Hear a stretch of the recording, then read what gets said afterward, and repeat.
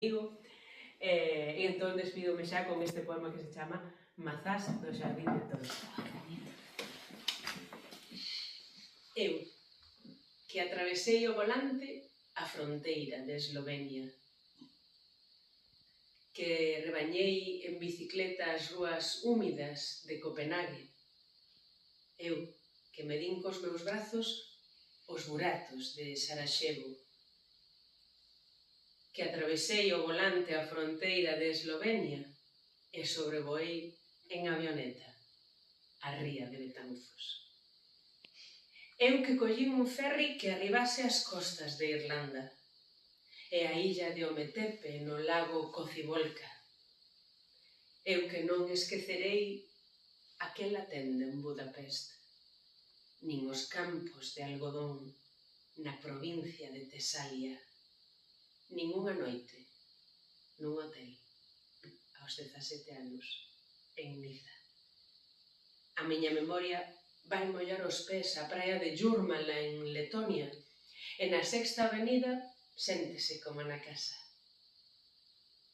Eu, que houben morrer unha vez viaxando nun taxi en Lima, que atravesei o amarelo dos campos brillantes de Pakruoyis e crucei aquela mesma rúa que Margaret Mitchell en Atlanta.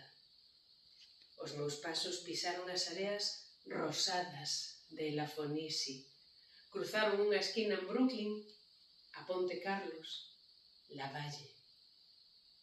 Eu que atravesei deserto para ir ata Essaouira, que me deslicei en tirolina dende os cumios do Mombacho, que non esquecerei a noite que dormín na rúa en Ámsterdam. Nin o mosteiro de Ostrog, nin as pedras de Meteora. Eu que pronunciei un nome no medio dunha praza en Gante, que unha vez crucei o Bósforo vestida de promesas, que nunca volvín ser a mesma despois daquela tarde en Auschwitz.